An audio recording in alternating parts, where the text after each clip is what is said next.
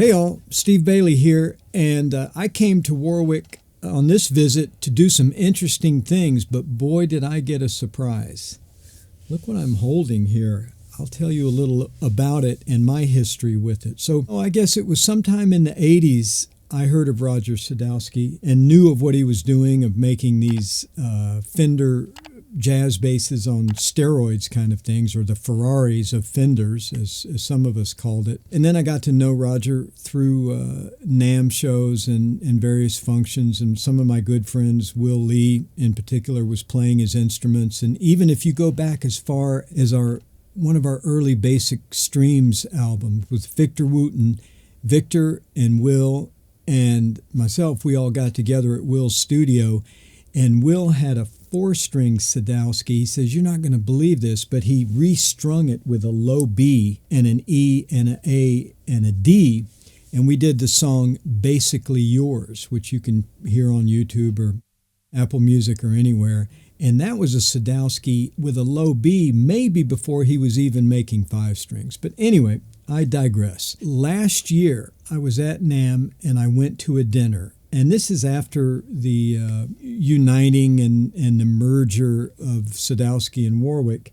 And we're all at a dinner, and Roger's across the table, and he says, Steve, I have some news you want to hear. The idea of him making a 6-string bass was totally gone from my brain at that point. It had been decades later. And when he told me, I got so excited. And I said, please, please, please let me check it out when it's ready.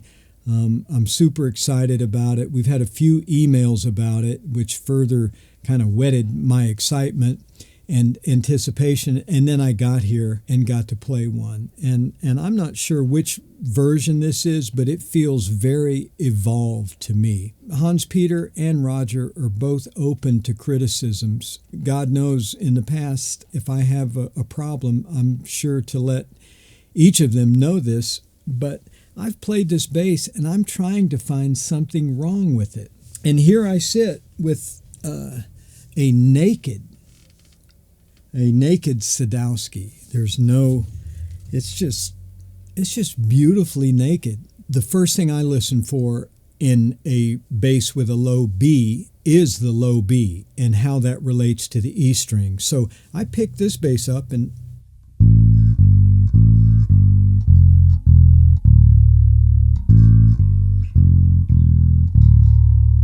one of my tests is comparing the sound of the B string to the E. So check this out. This is especially on a 34-inch scale, which I applaud Roger for keeping that, because so many of our hands, once you get bigger than that, it gets tricky, at least for me. But check this out.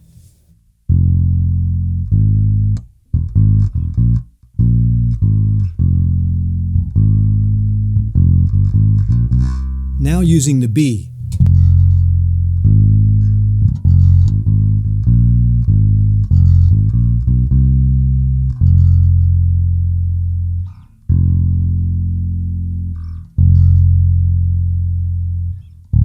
So articulate and speaks so quickly.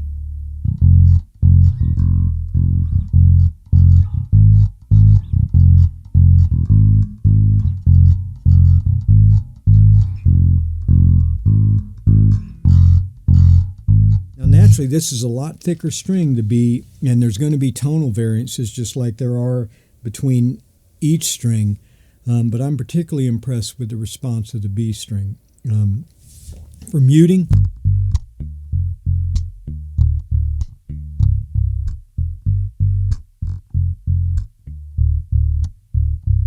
and then I went to the upper register.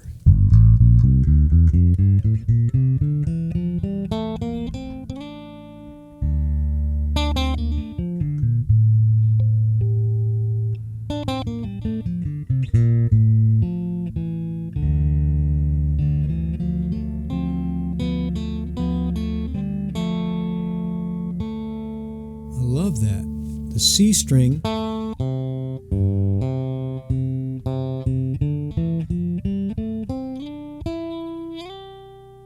sustain. Now check this out. Listen to the B in the upper register, the B string in the upper register.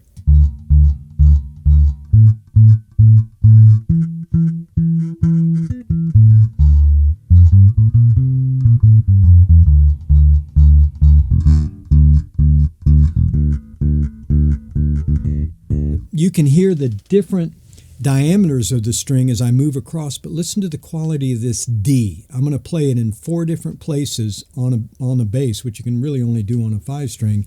So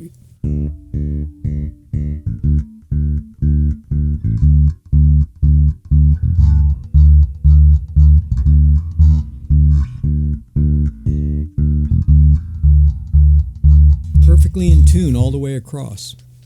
Roger, darn it, you did it, and I'm so grateful that you told me about it, and I finally get a chance to play it. It is so in tune.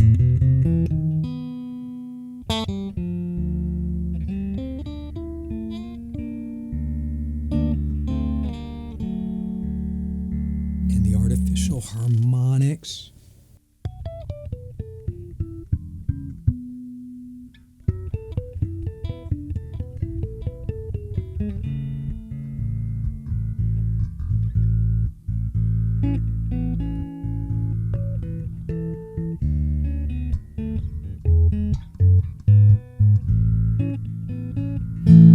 So beautiful.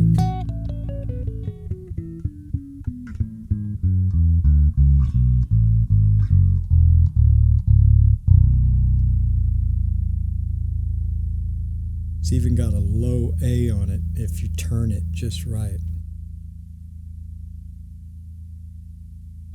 This is Steve Bailey, and just remember, go to our YouTube channel, subscribe, and click the little ding-dongy thing so that you get notifications, and you'll find out when I'm able to go from this high G to this G all around to this low D on Sadowsky and Warwick.